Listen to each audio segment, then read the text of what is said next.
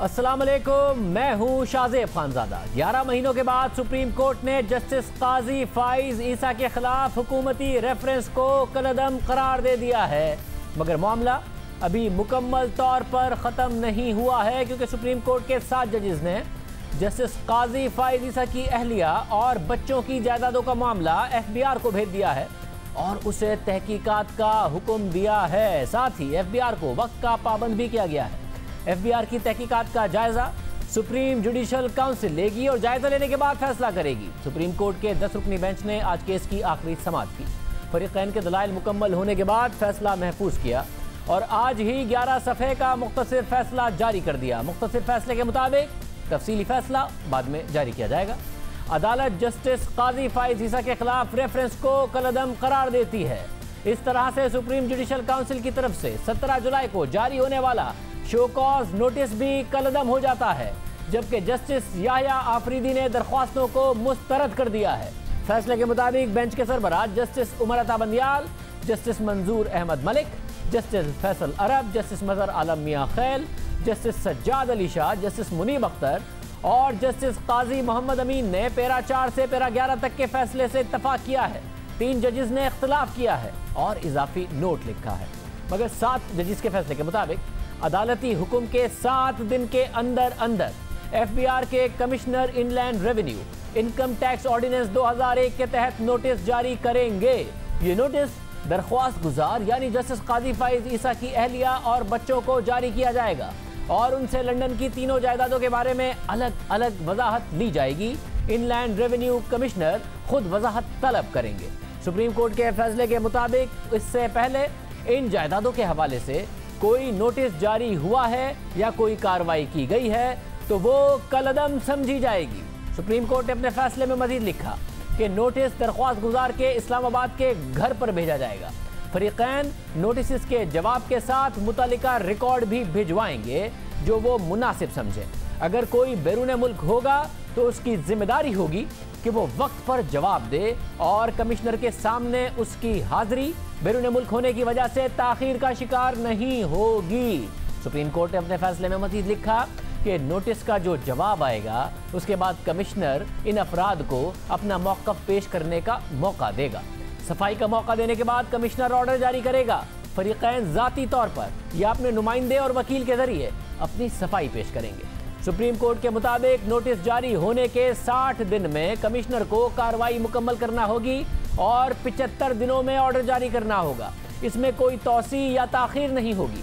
Commissioner की तरफ से ऑर्डर जारी होने के 7 दिन में चेयरमैन FBI अपने दस्तखत के साथ रिपोर्ट सुप्रीम जुडिशल काउंसिल के सामने पेश करेंगे। इसमें कार्रवाई की तफसीलात भी शामिल होंगी। काउंसिल के सेक्रेटरी चेयरमैन FBI की रिपोर्ट को सुप्रीम जुडिशल काउंसिल के चेयरमैन जो चीफ जस्टिस हैं उन्हें पेश करेंगे और चीफ जस्टिस इस रिपोर्ट का जायजा लेने के बाद देखेंगे कि आर्टिकल 209 के तहत कोई एक्शन जरूरी हुआ तो वो अज खुद कोई एक्शन ले सकेंगे। अदालती फैसले के मुताबिक अगर 100 दिनों में चेयरमैन FBI की तरफ से रिपोर्ट सुप्रीम जुडिशल काउंसिल के सेक्रेटरी को नहीं मिलती तो वो काउंसिल के चेयरमैन को आगाह करेंगे और फिर उनकी हिदायत के बाद चेयरमैन FBI से पूछेंगे कि अब तक रिपोर्ट मौसूल क्यों नहीं हुई। अगर चेयरमैन FBI की तरफ से कोई जवाब नहीं मिलता या फिर जवाब मिलता है मगर उसमें रिपोर्ट नहीं होती तो काउंसिल के सेक्रेटरी ये मामला सुप्रीम जुडिशल काउंसिल के चेयरमैन के नोटिस में लाएंगे और वो ये मामला सुप्रीम जुडिशल काउंसिल के सामने रखने की हिदायत दे सकते हैं और सुप्रीम जुडिशल काउंसिल इसका जायजा लेगी। अगर किसी मरहले पर चेयरमैन FBI की तरफ से कोई रिपोर्ट पेश होती है तो फिर सुप्रीम जुडिशल काउंसिल उसे देखेगी। शक दूर करने के लिए यह वाज़ेह किया जाता है कि 2 अलग अलग कार्रवाइयाँ होनी हैं। एक इनकम टैक्स ऑर्डिनेंस 2001 के तहत होगी जबकि दूसरी कार्रवाई सुप्रीम जुडिशल काउंसिल में होगी। इन दोनों कार्रवाइयों का आपस में कोई ताल्लुक नहीं होगा। इस अदालती फैसले का टैक्स की कार्रवाई पर कोई असर नहीं होगा और फरीकैन को अपील का हक हासिल होगा और इस अपील को मेरिट पर सुना जाएगा। इसी तरह अगर सुप्रीम जुडिशल काउंसिल कोई कार्रवाई कर रही होगी तो उसका असर अपील पर नहीं पड़ेगा। इस फैसले के हवाले से ये बात अहम है कि अदालत ने FBI को वक्त का पाबंद किया है। अदालत की तरफ से मामला FBI को भेजने की पेशकश की गई थी जो हुकूमती वकील ने वजीर आज़म से मुशावरत के बाद कबूल कर ली थी, मगर साथ ही फरोग नसीम ने कहा था कि अदालत FBI को वक्त का पाबंद करे। अब अदालत ने मामला एफबीआर को भिजवा दिया है और एफबीआर को वक्त का पाबंद भी कर दिया है। 75 दिन में ऑर्डर जारी करने का पाबंद कर दिया गया है। इसके अलावा अदालती फैसले में लिखा है कि जस्टिस मकबूल बाकिर, जस्टिस मंसूर अली शाह और जस्टिस याया आफरीदी ने सिर्फ फैसले के पैरा नंबर 1 से इत्तफाक किया है, जिसके तहत रेफरेंस को कलअदम करार दिया गया है। इस फैसले से इन तीनों जजेस ने इत्तफाक किया है, मगर फैसले के पैरा 4 से लेकर पैरा 11 तक इत्तफाक नहीं किया और अपना अलग फैसला लिखा है। इन तीनों जजेस ने लिखा है कि तफसीली फैसला बाद में जारी किया जाएगा। हम दरख्वास्त को काबिल समाअत करार देते हैं, जिसके नतीजे में दरख्वास्त गुजार जस्टिस काजी फाइज ईसा के खिलाफ रेफरेंस को कलअदम करार दिया जाता है। हमारे अहम आईनी इक़दार में से एक यह है कि अदलिया की आज़ादी का मुकम्मल तौर पर तहफ़्फ़ुज़ किया जाए। इस बात को दोहराया जाता है कि कोई जज या कोई फर्द या कोई इदारा कानून से बालातर नहीं है। सुप्रीम जुडिशल काउंसिल के दरवाजे हमेशा खुले हैं। अगर किसी की कोई हकीकी शिकायत है तो वो काउंसिल से रुजू कर सकता है, मगर साथ ही ये भी ज़रूरी है कि एक जज पाकिस्तान के किसी दूसरे शहरी की तरह कानून के मुताबिक लाजमी आईनी हक को हासिल करे। अदालत ने जस्टिस काजी फाइज ईसा के खिलाफ रेफरेंस कलअदम करार दिया है और जस्टिस काजी फाइज ईसा की दरख्वास्त को काबिल समाअत करार दिया है। जस्टिस काजी फाइज ईसा ने अपनी दरख्वास्त में अपील की थी कि सुप्रीम जुडिशल काउंसिल में दायर रेफरेंसेस काबिल समाअत नहीं हैं, लिहाजा उन्हें खारिज कर दिया जाए। इन रेफरेंसेस के जरिए अदलिया की आईनी आज़ादी को कमज़ोर करने की कोशिश की गई। अदालत ये करार दे कि रेफरेंस प्रॉक्सी के तरफ से दायर किया गया और ये काबिल समाअत नहीं है। जब तक इस दरख्वास्त पर फैसला नहीं आ जाता, सुप्रीम जुडिशल काउंसिल को रेफरेंसेस पर कार्रवाई से रोका जाए। सुप्रीम जुडिशल काउंसिल की इन कैमरा समाअत को बुनियादी हुकूक की खिलाफ वर्जी करार दिया जाए। ये थी जस्टिस काजी फाइज ईसा की दरख्वास्त, जिसे आज अदालत ने मंजूर कर लिया। और आज के अदालती फैसले पर तबसरा करते हुए वज़ीर आज़म के मुआवने खुसूसी बराए एहतसाब बैरिस्टर शहजाद अकबर ने कहा कि हुकूमत इस फैसले से मुतमईन है। फैसले में एसेट रिकवरी यूनिट का कोई जिक्र नहीं। हुकूमत इस फैसले से मुतमईन है। ये एक बड़ा अहसन फैसला है। इतला कोर्ट के सामने आ चुकी है। सुप्रीम कोर्ट ऑफ पाकिस्तान के लार्जर बेंच की रोशनी में जो इसके लिए स्कीम ऑफ थिंग्स तय की गई हैं, हम ये समझते हैं वो बिल्कुल मुनासिब हैं। ये हरगिज़ किसी की जीत नहीं है और किसी की हार नहीं है। ये वो प्रोसेस है जो जमहूरी माशरों में कॉन्स्टिट्यूशनल स्कीम ऑफ थिंग्स में होता है। ये नहीं कि किसी सवाल का जवाब नहीं है, लेकिन सवाल का जवाब ना देने का वाहिद मकसद किसी भी किस्म की कंट्रोवर्सी में इंगेज ना होना है। एक लफ्ज़ बदनीति का इस्तेमाल किया गया। कुछ हमारे वकला दोस्तों ने भी बात की। कंप्यूटर के अंदर आप कंट्रोल F भी कर सकते हैं, मेलाफाइड का लफ्ज़ लिख सकते हैं, आपको कहीं वो लफ्ज़ नज़र नहीं आएगा। मुझे कहीं भी इस पूरे के अंदर ना ही एसेट रिकवरी यूनिट का नाम मिला ऑर्डर के अंदर, ना ही उनका कोई जिक्र मिला, ना एब्रीवेशन मिली, ना पूरा नाम मिला। अदालत की तरफ से रिमार्क्स में एसेट रिकवरी यूनिट के हवाले से, एहतसाब के अमल के हवाले से, इन तमाम चीज़ों पर बहुत ज़्यादा सवालात उठाए गए थे। शॉर्ट ऑर्डर में उसका जिक्र नहीं है, जिसकी बात शहजाद अकबर साहब कर रहे थे। सुप्रीम कोर्ट के आज के फैसले पर मुश्तरका अपोजिशन का भी रद्द अमल आया है। नून लीग, पीपल्स पार्टी, अवामी national party, JUIF, Jamaat Islami, कौमी वतन पार्टी और नेशनल पार्टी ने मुश्तरका बयान में फैसले का खैर मकदम किया है और कहा है कि पूरी कौम का मुतालबा है कि गैर आईनी, गैर कानूनी, झूठ और बदनीयती पर मबनी रेफरेंस बनाने वाले सदर डॉक्टर आरिफ अलवी और वजीर आजम इमरान खान इस्तीफा दें। एसेट रिकवरी यूनिट की हकीकत कौम के सामने आ चुकी है, उसे फौरी तौर पर बंद किया जाए। अपोजिशन के बयान के मुताबिक एक मुअज़्ज़िज़ जज के खिलाफ बदनीयती पर मबनी बेबुनियाद रेफरेंस बनाकर आला अदलिया को बदनाम करने की कोशिश की गई। अदलिया के खिलाफ साजिश नाकाम हो गई और इमरान खान की जहनियत सामने आ गई है। सुप्रीम कोर्ट के फैसले ने हुकूमती बदनीयती बेनकाब कर दी है। मौजूदा हुकूमत की नाकामियों की तवील फहरिस्त में आज एक और इजाफा हो गया है। सुप्रीम कोर्ट ने रेफरेंस तो कलअदम करार दे दिया है, मगर अभी 100 दिन अहम है। अगले 100 दिन FBR तहकीकात करेगा, मामला सुप्रीम जुडिशल काउंसिल के पास जाएगा। इस अदालती फैसले पर हम बात करेंगे। हमारे साथ 2 माहिरीन कानून मौजूद हैं। बाबर सत्तार साहब जो जस्टिस काजी फाइज ईसा के वकील रहे, साथ ही इरफान कादिर साहब जो फ़रूक नसीम साहब के वकील रहे, हुकूमती टीम का हिस्सा रहे। साथ ही हमारे साथ मौजूद होंगे टैक्स एक्सपर्ट अशफाक तोला साहब, जिनसे हम मुसलसल बात करते रहे। अब क्या होगा, टैक्स कवानीन क्या कहते हैं, ये उनसे पूछेंगे। बाबर सत्तार साहब, इरफान कादिर साहब, मैं पहले आप लोगों से शुरू करूँगा। बाबर सत्तार साहब, ज़ाहिर आप अपनी ज़ाती हैसियत में बात करना चाहते हैं बतौर वकील, कैसे देख रहे हैं, किस हद तक आप मुतमईन हैं इस फैसले से?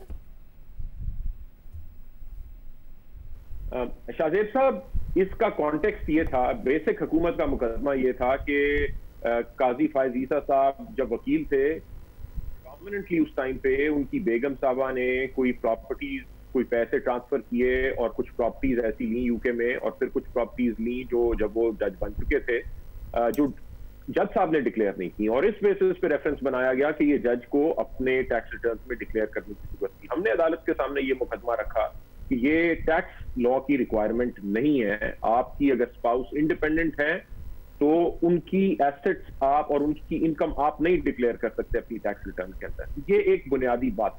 ज्यादा बड़ी बात ये थी कि ये सारा कुछ इसलिए किया गया क्योंकि ये एक विच हंट है। एक फैजाबाद केस का फैसला आया, एक जज, इंडिपेंडेंट माइंडेड जज, उसने कुछ सख्त फैसले दिए, और उसके बाद पीटीआई गवर्नमेंट ने एक रिव्यू फाइल किया, उन्होंने कहा इस जज को हटाना चाहिए, एमक्यूएम ने एक रिव्यू फाइल किया, तो एक प्रेशर बिल्ड किया कि आप इस जज को रिमूव कीजिए। उसके बाद अचानक एक डोगर साहब आ गए, उन्हें कहां से पता चला कि ये प्रॉपर्टीज यूके के अंदर मौजूद हैं, उसके ऊपर किस तरह से इन्वेस्टिगेशन की गई, किसने उसे अलाउ किया। तो ये वो सारी बदनीयती की बात थी कि यहाँ पे हमने एक सिस्टम कायम कर रखा है जिसमें आप सर्वेलेंस करते हैं, आप लोगों के ऊपर मटेरियल जमा करते हैं, आप उनका मीडिया ट्रायल करते हैं, और जब आपको उनकी कोई बात पसंद नहीं आए, अगर वो पब्लिक होल्डर है, उसके खिलाफ आप कैंपेन चलाते हैं और उसे बाहर निकालने की कोशिश करते हैं। सो बुनियादी बात ये थी कि ये इस तरह का मुकदमा बनाया गया। अदालत ने वो रेफरेंस कलादम कर दिया, ठीक किया, यानी ये बात मान ली कि ये रेफरेंस गलत तरीके से बनाया गया। लेकिन जो शॉर्ट ऑर्डर आया है, अभी हमें डिटेल्ड ऑर्डर का इंतजार करना पड़ेगा। शॉर्ट ऑर्डर जो आया है उसमें कम से कम कोई जिक्र नहीं है कि जिन लोगों ने ये रेफरेंस बनाया, जो ARU यूनिट था, जो वैसे भी हमारी अकाउंटेबिलिटी करता नजर आता है शहजाद अकबर साहब का, उसकी क्या कानूनी हैसियत थी, उसने कहां से ये इख्तियार लिया कि वो जजों की सर्वेलेंस करे या उनकी इन्वेस्टिगेशन करे, उसके बाद लॉ मिनिस्टर ने कैसे ये एडवाइस दे दी, कोई टैक्स प्रोसीडिंग्स नहीं हुई, काजी फायज ईसा की बेगम या उनके बच्चों के खिलाफ कोई नोटिस इशू नहीं हुए, किसी ने उनसे पूछा नहीं, उसके बगैर ये कैसे लॉ मिनिस्टर ने एडवाइस दे दी, प्राइम मिनिस्टर ने ये कैसे अप्रूव कर दिया, जबकि उनकी पार्टी एक पहले फाइल कर चुकी थी पिटीशन के इस जज को रिमूव करना चाहिए, और उसके बाद प्रेसिडेंट ने ये कैसे अप्रूव कर दिया। ये वो सारी बुनियादी बातें थी जिसका कम से कम शॉर्ट ऑर्डर के अंदर कोई जिक्र नहीं है। अगर कलादम कर दिया एक रेफरेंस तो कुछ कॉन्सिक्वेंसेस तो फ्लो होने चाहिए, और कॉन्सिक्वेंसेस इसलिए नहीं फ्लो होने चाहिए कि जजेस इस मुल्क में अकाउंटेबल नहीं है।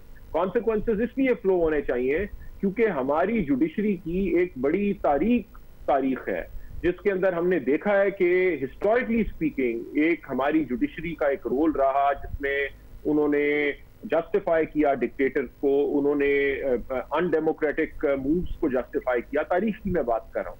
तो उससे जब हम निकल के आगे आते हैं तो बड़ा जरूरी है कि हमारी जुडिशरी इंडिपेंडेंट हो ताकि वो रूल ऑफ लॉ को अपहोल्ड कर सके, और इसके साथ साथ जजेस की अकाउंटेबिलिटी भी बड़ी जरूरी है। लेकिन अकाउंटेबिलिटी कैसे करेंगे और किन जजेस की जाएगी?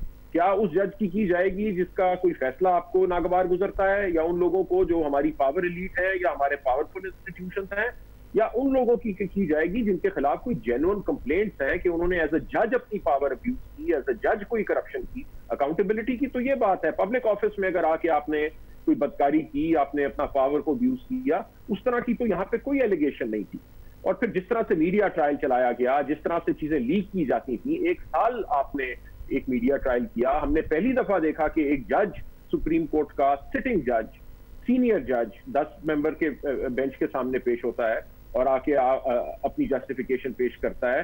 उसकी एहलिया पेश होती है, वो 2004 का अपना रिकॉर्ड पेश करती है कि ये मेरे असासे थे, ये मेरी सोर्सेस थी, मैंने एक अपना अकाउंट बनाया, वहां से मैंने यूके में अपने अकाउंट में पैसे भेजे, मेरी अपनी इनकम थी जिसके साथ जज का कोई ताल्लुक नहीं है। वो सारी ये चीज पेश करती हैं।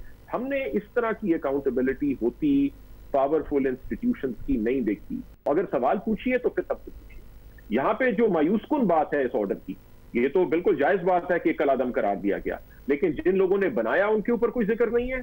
दूसरी मायूसकुन बात यह है कि सुप्रीम कोर्ट ने अब FPR को डायरेक्ट कर दिया कि आप एक फैसला कीजिए। यानी एक तरह से हुकूमत को बज़ाहिर लगता है कि एक और अपॉर्चुनिटी मिल गई, एक ऐसी हुकूमत को जिसने मैलाफीडीज के बेसिस के ऊपर अपना पहला रेफरेंस बनाया कि आपको हम एक और अपॉर्चुनिटी देते हैं कि आप दोबारा से एक कोशिश कर देखिए कि अगर आप अपने पिछले केस पे कोई इंप्रूवमेंट कर सकते हैं तो फिर वो सुप्रीम जुडिशल काउंसिल में भेज दें। क्या मैं इस फैसले से मुतमईन हूं? नहीं। मैं अपनी जाती हैसियत में as a citizen of Pakistan, as a lawyer, मैं इस फैसले से मुतमईन नहीं हूं। इसमें हमें नजर आना चाहिए था कि जुडिशरी इंडिपेंडेंट है। अगर मैलिस के बेसिस के ऊपर कोई चीज हुई तो जिन लोगों ने की उनके लिए कॉन्सिक्वेंसेस निकलने चाहिए थे और ये चीज आज खत्म हो जानी चाहिए थी। लेकिन लगता है कि ये अभी भी हुकूमत के पास मजीद इस प्रोसेस को अब्यूज करने की अपॉर्चुनिटी है, जो मायूस कुन है। इरफान काजी साहब, आप ज़ाहिर लीगल टीम में दूसरी तरफ थे, इस शॉर्ट ऑर्डर से आप किस हद तक मुतमईन हैं? देखें, शॉर्ट ऑर्डर जो है वो तो बहुत ही शॉर्ट है, क्योंकि मैंने इससे पहले बहुत शॉर्ट ऑर्डर्स देखे हैं, लेकिन उसमें ना करते हुए भी कुछ रीजंस दिए जाते हैं। यहाँ पे तो सिरे से कोई ज्यादा रीजंस दिए ही नहीं गए। मसलन जो रेफरेंस है सदर का, उसको क्वॉश कर दिया गया और वहां पे कोई वजह नहीं बताई, और ये बिल्कुल कहा गया कि डिटेल्ड ऑर्डर विल फॉलो, लेकिन कुछ तो वजह बतानी चाहिए थी। उन्होंने वो कोई वजह नहीं बताई, और फिर उन्होंने कहा कि वो जो टैक्स के मामलात हैं बेगम साहिबा के, वो एफबीआर के पास जाएंगे और उस पर कमिश्नर साहब जो फैसला सादर करेंगे। तो कमिश्नर साहब अब नेचुरली वो कमिश्नर साहब जब फैसला करेंगे, जो मुद्दत उनको दी गई है, तो वो मामला जो है वो सुप्रीम जुडिशल काउंसिल को भिजवाया जाएगा और फिर सुप्रीम जुडिशल काउंसिल फैसला करेगी इवेंचुअली कि आया उन्होंने किसी जज साहब के खिलाफ प्रोसीड करना है या नहीं करना। फिलहाल सदारती रेफरेंस जो है वो खत्म हो गया है। सदर साहब की बात को ज्यादा ध्यान नहीं दिया गया, लेकिन एक एफबीआर के जो कमिश्नर है उनकी बात पे ज्यादा ध्यान दिया जाएगा, और उनकी बात को बुनियाद बना के तो सुप्रीम जुडिशल काउंसिल अगर चाहे तो फिर वो इस चीज को देख सकती है। हालांकि सुप्रीम जुडिशल काउंसिल तो पाबंद है इस चीज की कि सदर अगर उनको रेफर करते हैं कोई भी रेफरेंस, तो वो पाबंद है उसको इंक्वायर करने की। और इस वक्त ये जो फैसला जो आने वाला है, क्योंकि डिटेल्ड डिसीजन तो भी आना है, उसमें ये सारी चीज पे क्या रीजन दिया जाता है वो जब तक मैं देख ना लूं, उस पे ऑब्वियसली बड़ा मुश्किल होगा कोई मजीद इस पे बात करनी। मतलब ये एक दिलचस्प सूरत हाल है कि ज़ाहिर इरफान कादिर साहब को इस बात पर है एतराज़ कि भाई डिटेल्स तो बताते, सदर का भेजा हुआ रेफरेंस है, आपने किस बुनियाद के ऊपर उसको ख़त्म कर दिया। और सदर साहब आप ये कह रहे हैं कि भाई फिर जो बातें रिमार्क्स में थी कि किस तरीके से एसेट रिकवरी यूनिट, सर्विलेंस के सारे मामला, उस पर एक्शन आप बताते फैसले में, वो नहीं बताया गया। डिटेल्ड जजमेंट में जो तफसीली फैसला आएगा, क्या उसमें ये बातें हो सकती है? उसमें सिर्फ ऑब्जर्वेशन होंगे, एक्शन का नहीं हो सकता, या हो सकता है उसमें? देखिए, कह तो सकती है, लेकिन आमतौर पे जो एक्शनेबल पॉइंट्स होते हैं उनकी समरी शॉर्ट ऑर्डर में आ जाती है। लेकिन शॉर्ट ऑर्डर में किस बेसिस के ऊपर, क्या वो मैलाफ आईडी थी, क्या गैर कानूनी एक चीज थी, ARU यूनिट ने अपने कानूनी उसकी कोई हैसियत है या नहीं है? क्योंकि आर्ग्यूमेंट लीगल तो ये होता है कि अगर एक चीज का फंडामेंटल फ्रेमवर्क ही अगर गलत था, आपने अगर टैक्स की प्रोसीडिंग्स करनी थी आपने नहीं की, ARU अगर के पास कोई इख्तियार नहीं था उसने इस्तेमाल कर लिया, या प्राइम मिनिस्टर ने अपना रीजन ऑर्डर नहीं पास किया, प्रेसिडेंट ने रीजन ऑर्डर नहीं पास किया, तो आप इलीगैलिटी के बेसिस के ऊपर एक चीज को खत्म कर सकते हैं। तो किस वजह से खत्म किया, ये तो एक बात की बात है। लेकिन तमाम इस मुल्क की तमाम लॉयर कम्युनिटी, बार काउंसिल काजी फायज ईसा के हक में खड़ी थी, और वो इसलिए नहीं खड़ी थी कि ये जज किसी को रिलीफ देता है, हम वकीलों को एक दिन रिलीफ मिलती है, एक दिन हमारे खिलाफ फैसला होता है, ये चीजें चलती रहती हैं। तो ये परेशानी थी कि आप इंडिपेंडेंट थिंकिंग की स्ट्रीक को, एक ऐसा जज जिसकी बहुत अच्छी शोहरत है, जिसके ऊपर किसी ने उंगली नहीं उठाई कि आपने अपनी जुडिशल पावर को अब्यूज किया है, या कोई करप्शन का इल्जाम नहीं है जिसके ऊपर, जब आप उसके साथ ये सलूक करते हैं जो काजी फायज ईसा के साथ किया गया, तो वो तमाम मुल्क के जजेस को और पब्लिक ऑफिस होल्डर्स को एक मैसेज है। तो आज अगर हमने इस रविश को खत्म करना था, तो फिर एक सख्त फैसला आना चाहिए था उन लोगों के खिलाफ जिन्होंने गलत तरीके से इस रेफरेंस को बनाया। लेकिन हमने देखा है कि कम अज कम शॉर्ट ऑर्डर के अंदर वो चीज नहीं है। अल्लाह करे कि तफसीली फैसले के अंदर कोई ऐसी बात हो। इरफान काजी साहब, ज़ाहिर है उनकी जो अहलिया हैं उन्होंने कहा कि मैं इंडिपेंडेंट हूँ, पूरा मनी ट्रेल बताया, अकाउंट बताया, इस अकाउंट में पैसे ट्रांसफ़र हुए, इस अकाउंट में गए। क्या उसके बावजूद ये जो सुप्रीम जुडिशल काउंसिल का ऑप्शन खुला रखा गया है, क्या उन्हें मुंसलिक किया जा सकता है अभी भी जस्टिस काजी फायज ईसा से, अगर वो इंडिपेंडेंट हैं और साबित कर रही हैं डॉक्यूमेंट्स के साथ? हाँ, अब ये बड़ा इंटरेस्टिंग है, क्योंकि अदालत तो अपेरेंटली ये तमाम जो सोर्सेज हैं उनको एक किस्म का उनकी इंडिपेंडेंट सोर्सेज जो है वो तस्वर कर रही है अदालत। कि वो उनकी इंडिपेंडेंट है, वरना रेफरेंस जो था वो किस ग्राउंड पे उन्होंने क्वॉश किया। तो अब एफबीआर जो है वो, अगर उन्होंने बेगम साहिबा की ये एक्सप्लेनेशन मान ली है सुप्रीम कोर्ट ने, तो एफबीआर क्या कोई मुख्तलिफ फैसला दे सकती है उस पर? एफबीआर के लिए भी काफी सोच समझ के चलने वाली बात है। वो भी कोशिश करेंगे कि ऐसा फैसला ना दें जिससे कि सुप्रीम कोर्ट के जो अहकामात हैं उनसे कोई मुतसादम फैसला दे दें, तो बड़ी टाइट रोप वॉक होगी उनके लिए, एफबीआर के लिए भी। मगर इरफान काजी साहब, दूसरी तरफ से कंसर्न यह है कि एफबीआर मातहत है हुकूमत के। एफबीआर की तकरीरियाँ, एफबीआर की प्रमोशंस, तरक्कियाँ सारी हुकूमत ने करनी हैं, कोर्ट ने नहीं करनी है। और जिस तरीके से उनका एतराज़ है कि जस्टिस काजी फाइज ईसा को टारगेट किया गया है, तो एफबीआर को हुकूमत दोबारा इस्तेमाल कर सकती है उनके खिलाफ, उनका कंसर्न ये है। मैंने ये देखा है कि बहुत सारे ऐसे वक्त आता है, बहुत सारी ऐसी सिचुएशंस आती हैं जहां पे कि एक ब्यूरोक्रेट जो है वो सैंडविच हो जाता है अदलिया और हुकूमत के दरमियान, और वो उसके लिए बड़ा मुश्किल होता है उस वक्त। तो वो देखता है ताकत का तवाज़न, अगर तो ताकत का तवाज़न अदलिया के साथ हो तो वो उधर हो जाता है, और अगर ताकत का तवाज़न हुकूमत के साथ हो उधर हो जाता है। आइदर वे वो आइन और कानून को नहीं देखता, वो देखता है कि इस वक्त कौन ज्यादा ताकतवर है। तो ये एक बहुत बड़ी, मैं समझता हूँ, डिलेमा है हमारे मुल्क की ब्यूरोक्रेसी का। उनकी अपनी मजबूरियां भी हैं, प्रॉब्लम्स भी हैं। तो अब अल्लाह करे कि मैं उम्मीद यही रखता हूँ कि जो मौजूदा हमारी ब्यूरोक्रेसी है वो किसी का भी असर नहीं लेगी, और जो आइन और कानून के मुताबिक है सही फैसला सादर फरमाएं। वैसे उम्मीद करते हैं, मगर साथ ये बताइएगा, एफबीआर जो भी फैसला करे, उनकी अहलिया के हवाले से, उनके बच्चों के हवाले से, जो कि इंडिपेंडेंट हैं, अपने रिटर्न्स फाइल करते रहे हैं, अगर अकाउंट्स उनके नाम पर हैं जैसा कि वो कह रही हैं और डॉक्यूमेंट्स दे रही हैं, तो जो भी एफबीआर का फैसला होगा, अब उससे क्या जस्टिस काजी फाइज ईसा मुतासिर हो सकते हैं, उन्हें मुंसलिक किया जा सकता है, या वो अब आज़ाद हैं इस लायबिलिटी से? नहीं, मियाँ को नहीं फिर अकाउंटेबल करार दिया जा सकता, क्योंकि फिर तो सेपरेट होगी ना दो चीजें। अगर पेनल्टी लगती है, लेकिन ये बात मान ली जाती है कि ये प्रॉपर्टीज इन्हीं की हैं और सोर्स ऑफ फंड्स जो हैं वो भी इन्हीं ने सप्लाई किए थे इन प्रॉपर्टीज को के हसूल के लिए, तो फिर मियाँ का उससे ताल्लुक जो है वो बिल्कुल नहीं बनता। बाबर सितार साहब, आप क्या कहिएगा इस हवाले से? क्या अब मुंसलिक किया जा सकता है जब वो इंडिपेंडेंट हैं, जो पाकिस्तान के कवानीन के तहत? शाहजेब साहब, यही वो प्रॉब्लमेटिक सवाल है, इनका जवाब तो हम नहीं दे सकते। अगर तो नेक नियति के ऊपर चीजें मबनी हो तो फिर कोई प्रॉब्लम नहीं है। एफबीआर को इससे पहले भी किसी ने नहीं रोका था कि वो अपने कानूनी दायरे के अंदर रह के जो मर्जी करना चाहे, और एक हमारी बड़ी ऑब्जेक्शन ये थी कि क्यों नहीं मिसेज ईसा को, एक ऑर्डिनरी सिटीजन है, या उनके बच्चों को, अगर उन्होंने टैक्स नहीं पे किया तो जिस तरह बाकी तमाम लोगों को नोटिस इशू होते हैं उन्हें भी हो जाता नोटिस इशू, क्यों नहीं इसके ऊपर तहकीक की एफबीआर ने? और अगर फिर एफबीआर के कानून के नीचे एक लिमिटेशन पीरियड है कि आप मेरे से, आपसे कोई टैक्स वाला बंदा 5 साल से पुरानी इंफॉर्मेशन नहीं सीख कर सकता। यहां हम बात कर रहे हैं प्रॉपर्टी की जो 2004 में बनी, जो 2011 में बनी, उनका रिकॉर्ड निकालना, खुद जिन लोगों की वो प्रॉपर्टी थी मिसेज की, उन्होंने अदालत को बताया कि इतना मुश्किल है इस वक्त जाके, क्योंकि हमारे बैंक भी 10 साल से ज्यादा का रिकॉर्ड नहीं रखते। तो एफबीआर के पास कोई लीगल इख्तियार अब नहीं था या नहीं है कि वो ये सवालात पूछ सके मिसेस फाइज ईसा से, अनलेस के सुप्रीम कोर्ट ऑर्डर में ना लिख देती, जो सुप्रीम कोर्ट ने लिख दिया, तो एक दरवाजा एफबीआर के लिए खुल गया। सो एफबीआर गवर्नमेंट के कंट्रोल में है। एक हुकूमत जिसने बदनीयती के ऊपर पहला रेफरेंस बनाया, उससे मैं क्यों एक्सपेक्ट करूं कि दूसरी दफा वो बड़े इंसाफ के पैमानों के लिहाज से वो देख के कोई फैसला करेंगे? पहली बुनियादी इशू मुझे ये नजर आता है, जो 7 जजेस का ऑर्डर है उसके अंदर।